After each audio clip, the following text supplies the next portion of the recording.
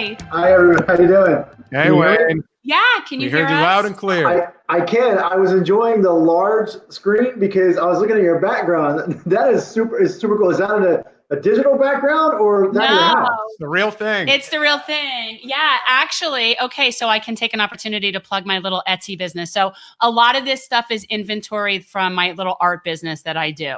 I take vintage stuff and repurpose it. So that's what it is. I put it up because I had the display we needed something. We were looking really pathetic, I think, before. And then I brought Thurgood in, and he needed some sort of accompaniment. It looks like a really good background. I mean, it looks like a full wall. It looks like something unique. I mean, no one has a background like this. And we do have the chalkboard, which we are hoping will be put to use at some point. We're working on that. Yeah. I love it. I would buy some art from you just based on that. That's awesome. Good. I'm hoping other people will. Etsy, the Wicked Gypsy Designs on Etsy. Okay. You totally sound like a politician when you talk like that, Wayne. All right. So let's start. Why don't you, because introduce yourself to the crowd, and obviously before you even get started, I'm going to put your website in the chat. What is your website? It's Wayne for Sheriff. That's Wayne FOR, WayneForSheriff.com. Perfect. A lot of people that probably are watching this or that follow us are definitely going to be more of the progressive persuasion. And so really they were only paying attention in the primary up until, they don't know who you are. You're definitely unknown to a lot of people that would be watching this. So just take them. And even though there's a lot of people that aren't necessarily lovers of the current sheriff, you're still somewhat unknown to the people that would be watching this. Yeah, so look, I'm a little tired, so I'm going to try not to be repetitive. I just finished another forum, and somebody in my campaign was like, "You said the same thing twice." I'm like, "That's all right. Go ahead. That's okay. That's fine. Just go ahead." 4 days of 12 hours in a row poll working it takes a lot of toll. You're not even halfway through it yet. You're just getting started. I know. So look, my name is Wayne Clark, and I'm running for Broward County Sheriff. This election, in my opinion, is probably the easiest decision for anybody out there to make. If you look at my background and you look at my reputation and you look at my platform, it's a very simple choice, I believe. I'm ex-military. I'm a United States Army veteran. I'm a businessman and a lawyer. I am financially conservative and I'm very socially liberal.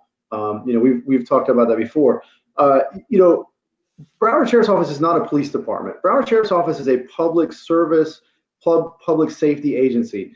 It's taking me about 6 months and 50 forums for the current guy to finally admit that. And he did it tonight. I was shocked. I couldn't believe it in the forum.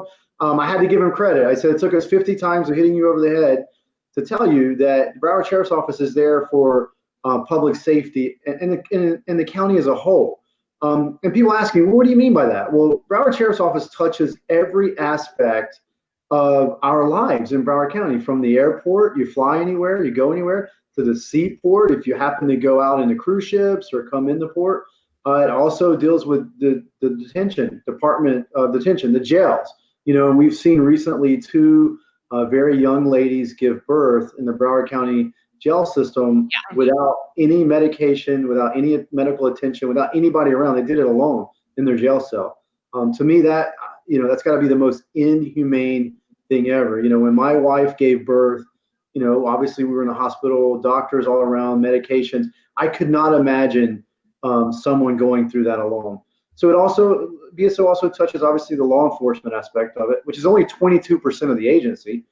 Fire, EMS, communications, the call centers. It has mental health programs and it has community service programs. What I want to do and what I believe in my heart and I know is that if you run BSO in a way to where you make partnerships that are real partnerships with each community in Broward County, we're automatically going to be safe. I've gone around to every community in Broward County, spoken to many community leaders in the last 18 to 20 months. And they all tell me that they want to see more police interaction in positive ways, more community policing. I was in Deerfield last weekend and I was meeting with 5 young ladies who said they only see a BSO car when there's something bad going on. Going on. So when they come to the community, they run.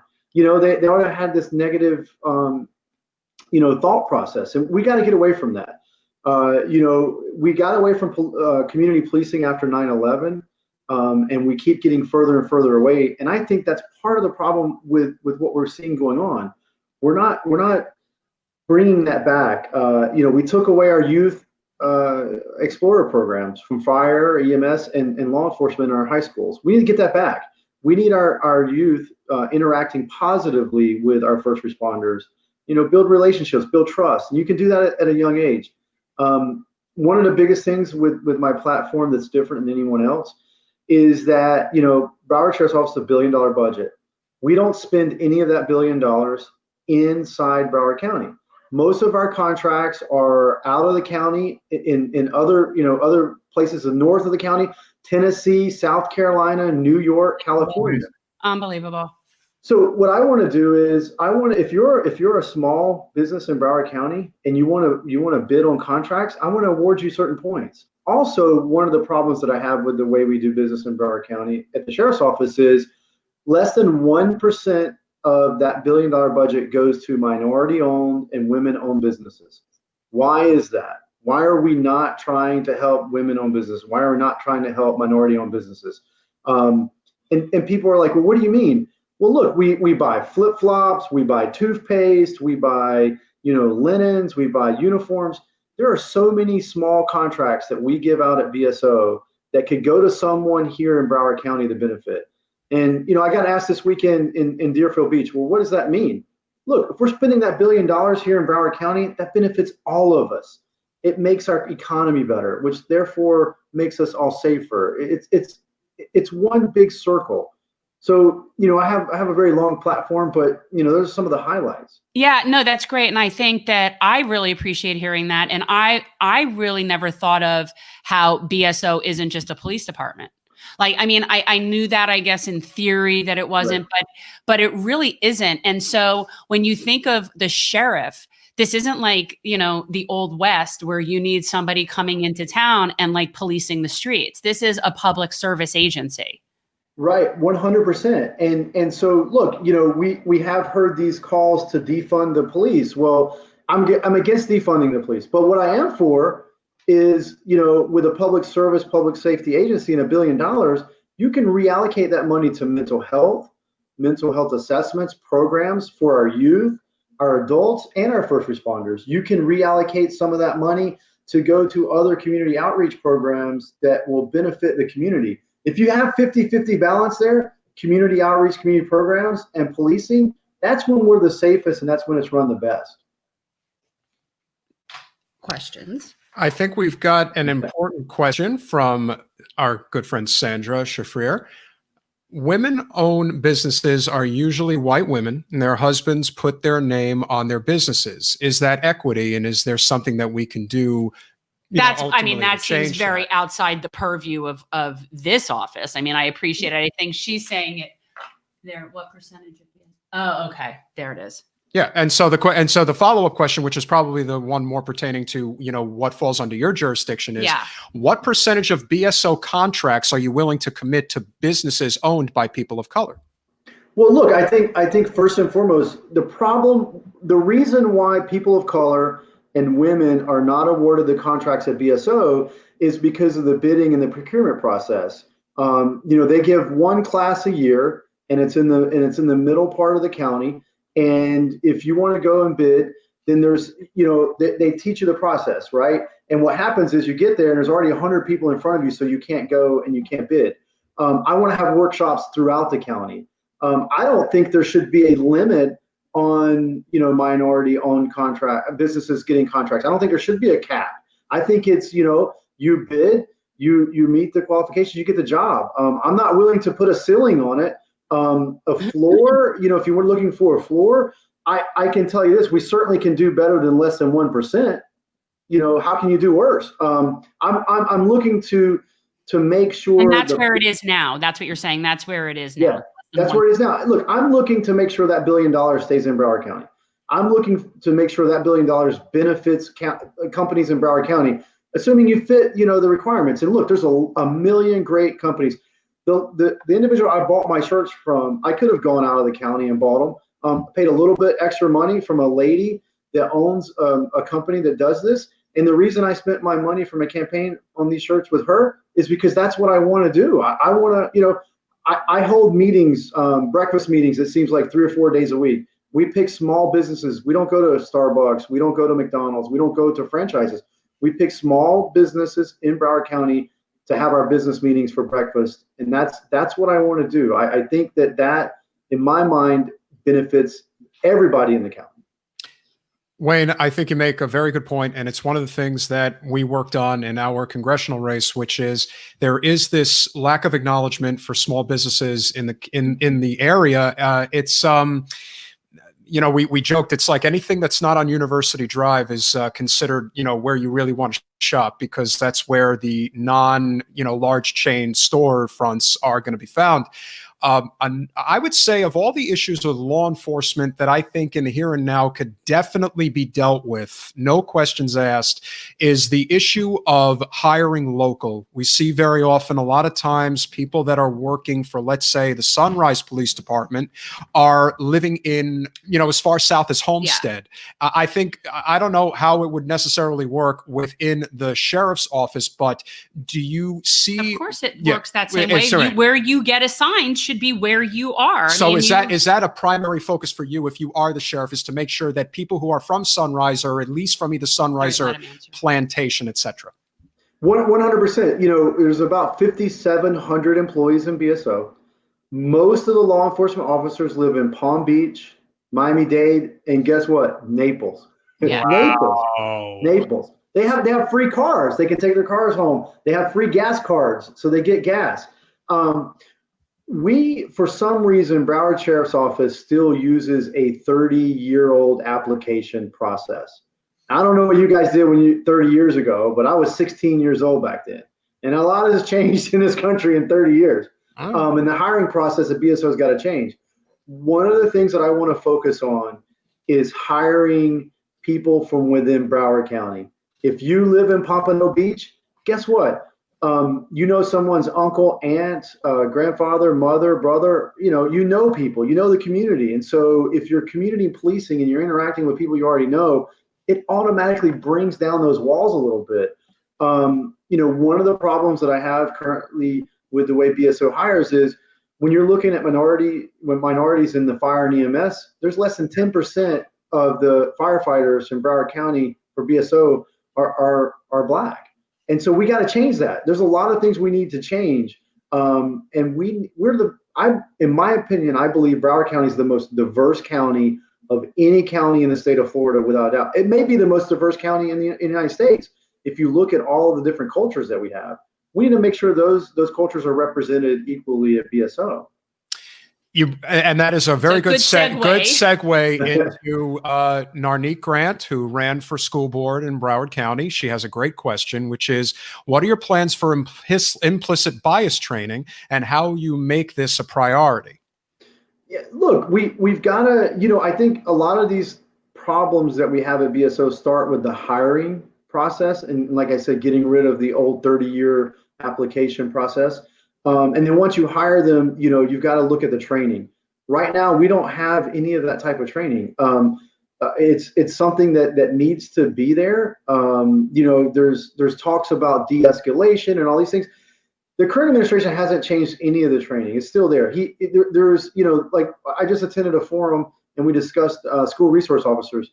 The school resource officers in Broward County get one training class a year. Also, with bias training, it's one of those things to where it's like a blimp on the radar, right? Like a little bleep on the radar. They don't dive deep into it, and so you've got to get into those things. And look, if you're hiring from within the communities, right, you're going to be more diverse, okay? And more diversity helps everybody get along. And look, this is the way I see it. The culture of an agency starts at the top. If the top is willing to admit that there are things that need to be addressed and fixed, most likely those things are going to get addressed and fixed. If you're saying that they don't exist, then they're never going to get fixed because you don't see it. I don't know if that makes sense, but in my mind, it makes sense. You got to set the tone and the culture at the top. No, and I think as long as it's, I mean, I just think that right now it's, it's so obvious that it needs to be a priority. And it's more than just gathering people in a room and having a video presentation, right? Like this is something that's very, very in deep and systemic problem. It's not gonna go away just from doing a few seminars. So look, I did a barbershop talk in Oakland Park over the weekend, and I was asked a lot of very hard questions by the gentlemen that were there, rightfully so.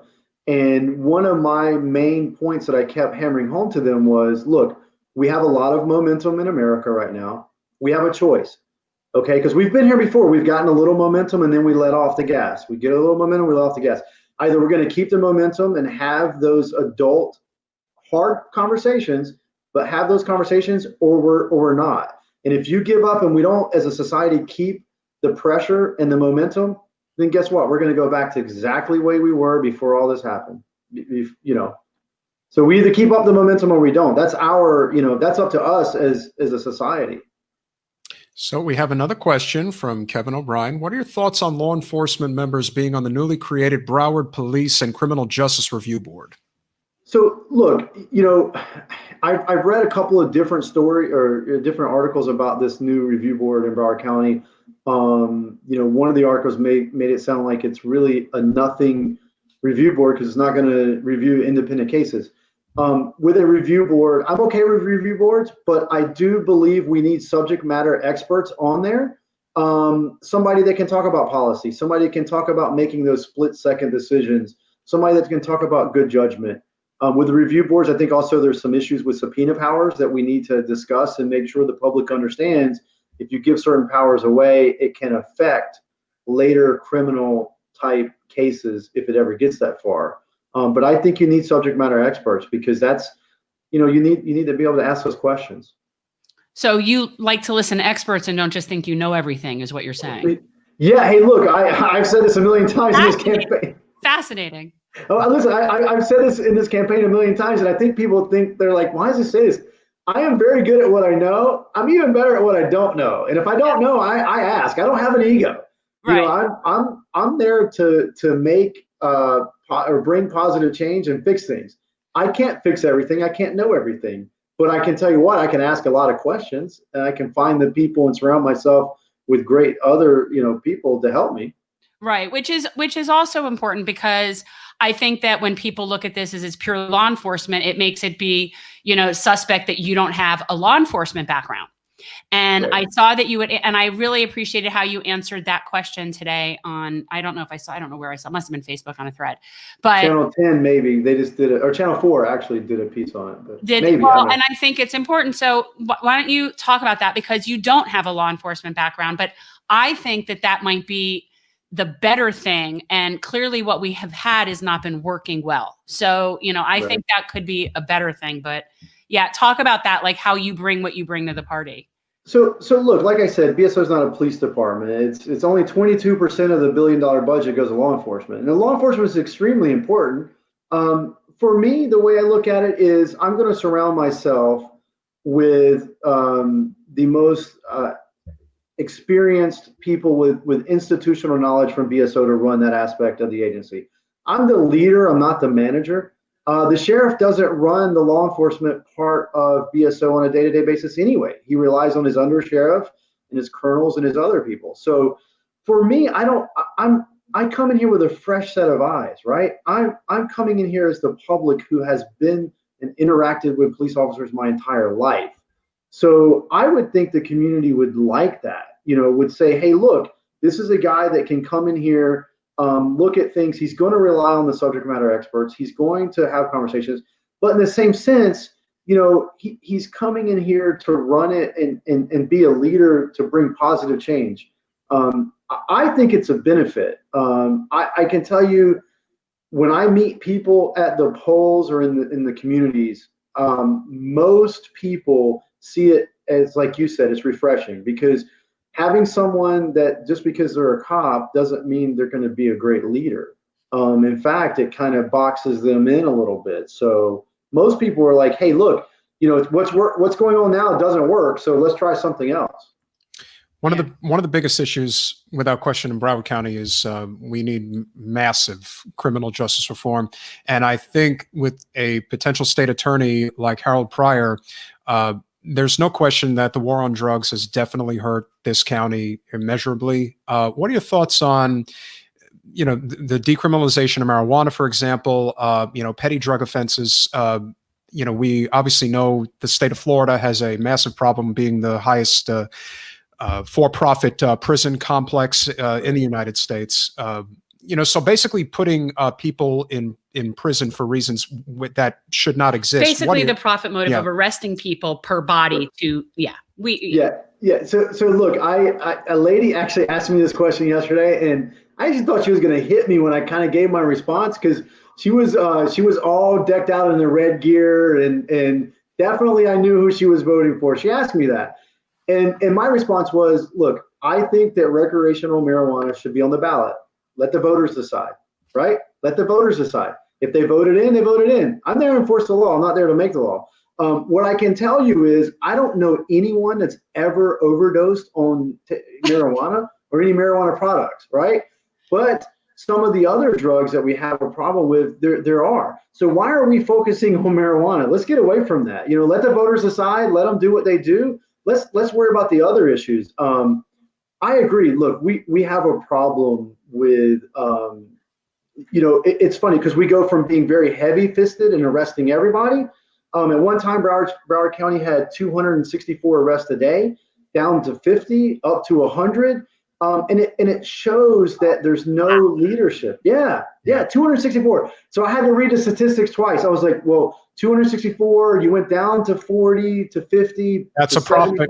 That's a profit motive. That is a profit motive. Right, because the crime 100%. Element has not changed in that manner. Right. That is not reflective of crime. Right.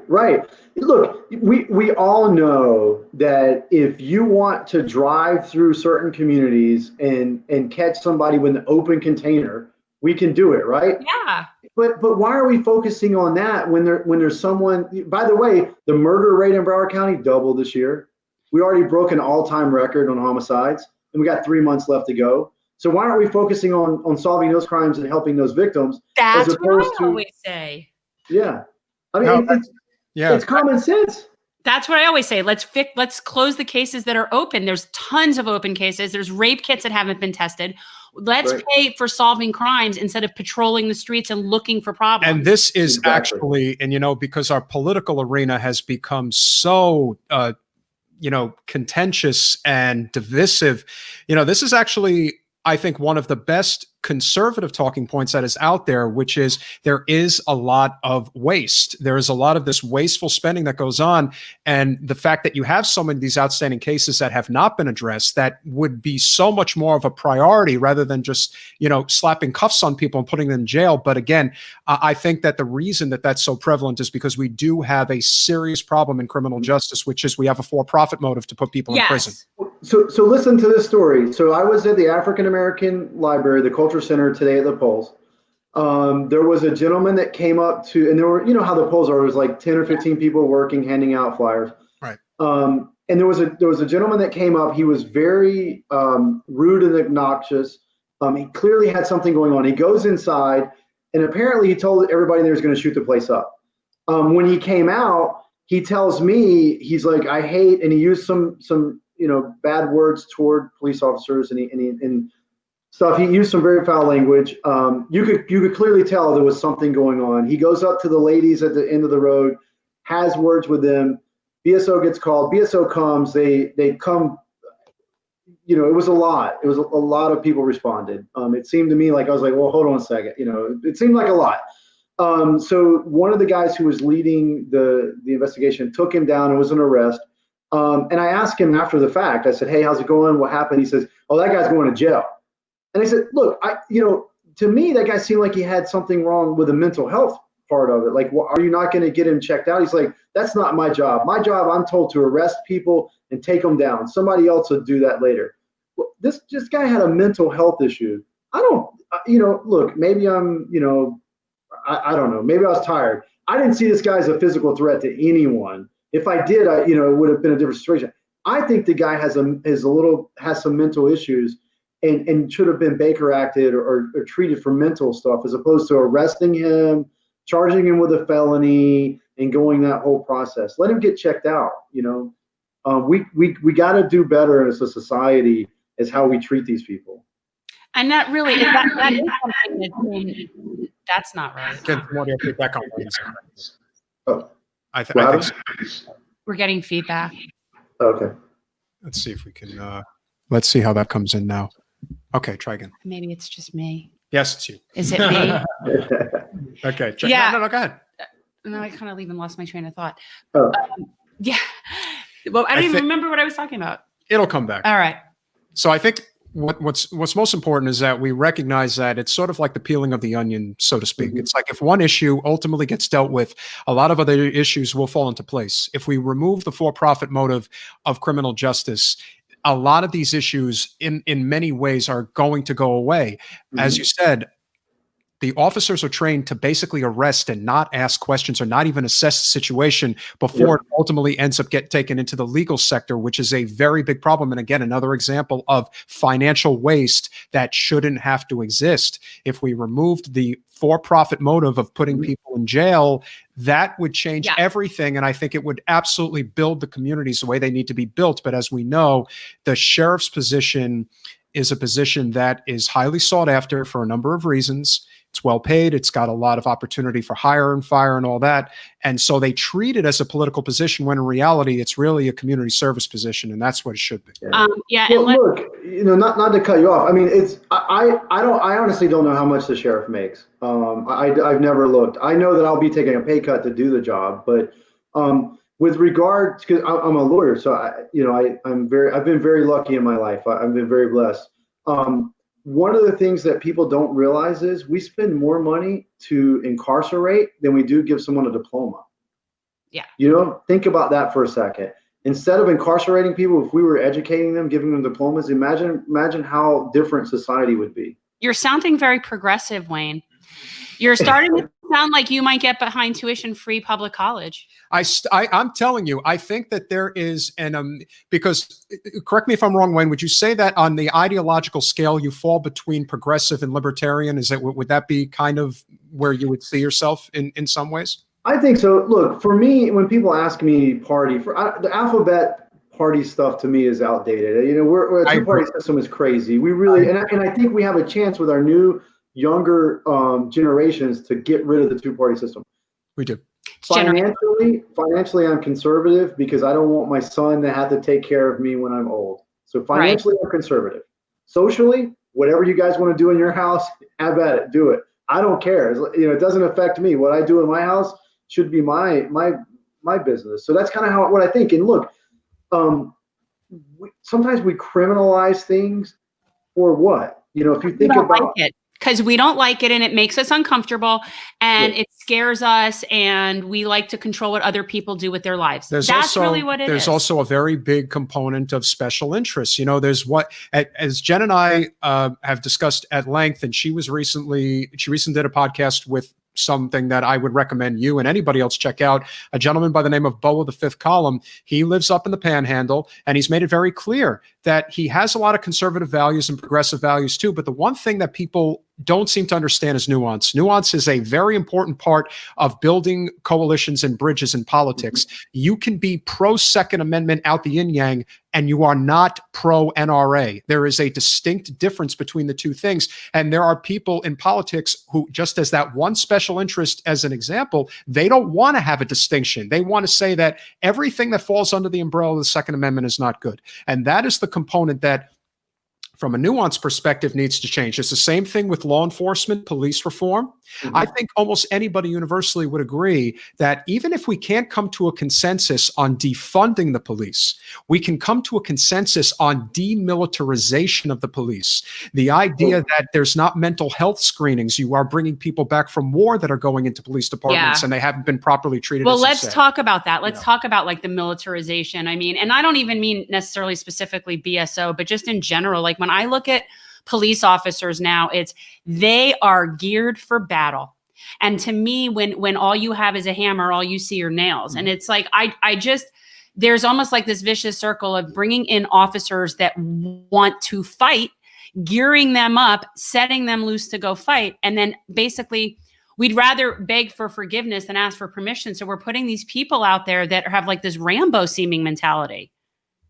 Yeah, look, so I got 2 points on that. First of all, when I talk mental health, I also think we need to have mental health for the first responders, right? Because they see the bad of the bad, the worst of the worst. They're not going to calls because there's a birthday party and they're going to blow out the candles and get cake, right? They're seeing dead people, they're seeing domestic violence, things like that. Yeah. We've got to bring in mental health.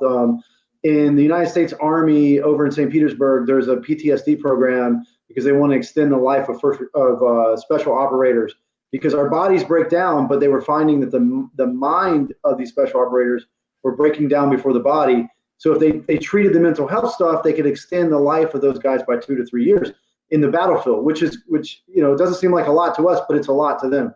Yeah. With regard to the military style stuff, look, there is nothing that burns me more than anything to go down the street and see someone in this gear like they're in Iraq or Afghanistan. We're not at war. I mean, we are at war in somewhere else. We're not at war in Broward County. We shouldn't be dressed like that. Sorry for my hands all over the place, but it gets. No, it's okay. It's good.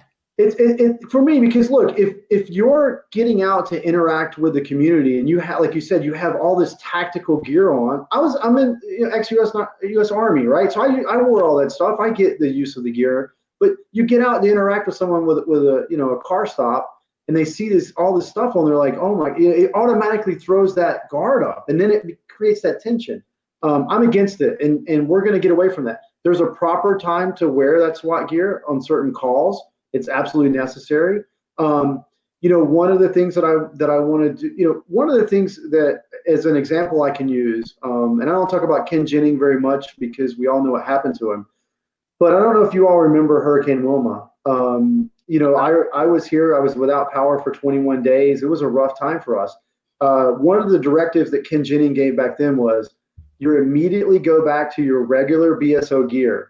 Get out of the military gear, because we want the citizens to see normalization. We want them to see you as normal BSO, deputies, not as somebody in a war-torn zone. So, there's a time and place for that SWAT gear. It's not every day. It's not going to hang out, somewhere or do regular stops. It's actual SWAT calls. So and why police agencies have tanks is beyond me. The current sheriff just started this new program called the Titan program, which is based after the Hercules program in Times Square, where you have a group of 60 gentlemen that their whole purpose is to swarm on a certain area in tactical fashion, right? We don't have Times Square here in Broward County. Where are they using that? Where is he using it? So he just started that program in late February, early March. We haven't heard about it because of COVID. So right now, I think there's 30 guys on the team that are certified. He's like, I honestly feel like to me, he's like a thug. And what you're describing to me sounds like Judge Dredd. And I just think that that's just crazy. Well, look, they just posted pictures of him at the gun range using his firearm, and he had a rifle and SWAT. So the sheriff shouldn't be seen in pictures like that. We're trying to build relationships and partnerships with the community. They don't need to see me shooting a firearm at a gun range. That's just, come on. Hey, Ken, thanks for jumping on. And, Wayne, I think that this brings up a great point. And we have a good friend of mine who's in Broward politics. And, one of the things that the reason why we really need these nonpartisan races is because there are a lot of people who are treating this like it's a partisan race, and it's really not supposed to be that way. It's really supposed to be about, who is serving the community best. And I think a lot of people are going to ultimately see that, I hope they can see the distinction between you and Sheriff Tony. Yeah. I hope so. But a lot of law enforcement, people rule through fear. And that is something that really has to go away. People should not be afraid of law enforcement. They should feel safe when they're around it. They should embrace it. Like these are our community leaders who really are looking out for our best interests. Right. I mean, look, we're not expecting the Andy Griffith show here. Yeah. Like I'm not. We don't live in Mayberry. I get it. But we don't need stormtroopers. No, definitely. Look, when you talk to the men and women of BSO, their biggest thing is they hate that they're not trusted. They understand their current leader creates, issues in the community for them. They understand that, they don't have due process rights. They understand that they're afraid to do their job. And that's sad because, look, if you go to work every day and you're afraid of getting fired for doing your job and following policies and procedures, how effective are you at work? You're not going to be very effective. But yeah, look, we're at a point to where as a society we can have real adult conversations or not, and hopefully Broward County wakes up. This position should 100% be nonpartisan. I've actually had more support from Democrats than I have Republicans. It's not to say the Republicans haven't supported me, but I've had more support from the Democrats and MPAs, which is amazing because I truly think safety is nonpartisan. God forbid you guys have to call 911 tonight. They're not going to ask you, are we sending this truck or that truck? They're just going to come and save your life. And that's what first responders do. If it's we call 911, it's going to be because I hang myself from watching the debate. Oh, please. Like on that note, Wayne, we are about to do the live stream for the debate, which will totally be incredible. I You'll would really rather enjoy not watch it. And I honestly would rather not watch it. Yeah. Oh, no. And of course, we're extremely grateful that you came on tonight. I think you've performed, obviously given a lot of really helpful information. We are also going to do a video clip that we will post on YouTube of this interview. And, Wayne, you could share, any place you like. We've had a lot of viewers on tonight. Guys, if you haven't smashed that like button, share, comment, and subscribe if you haven't already. And one more time in the chat, WayneForSheriff.com. He is on the ballot, and it's just him or Greg Tony. And and let me be clear to the people that are partisan out there that really care about that stuff. Sheriff Tony is not a Democrat. Sheriff Tony was appointed by a Republican, in a manner without due process, was never elected, and then switched parties in order to keep that job because he just read the writing on the wall in our county. So that is not, so even people that are true Democrats, that are true to the party, whatever, please recognize that we are in a different situation here. This is not a typical situation. And by the way, to people listening, Willie Jones, Santiago Vasquez, and Al Pollack have all endorsed Wayne Clark. And I said it before and I'll say it again. I'm a Willie Jones supporter. I like him very much. He's a person of honor and integrity. And because he endorses you, that says a lot to me. And I think people need to pay attention to that. 100%. Wayne, thank you so much. Any final thoughts, for everybody who's watching still? No, I would say thank you all very much. We're at an important time, and I agree with everything you just said. Those three gentlemen have been so amazing. I can call Willie, this is what I think about this. What do you think? And he's like, well, Wayne, and he walks me through it.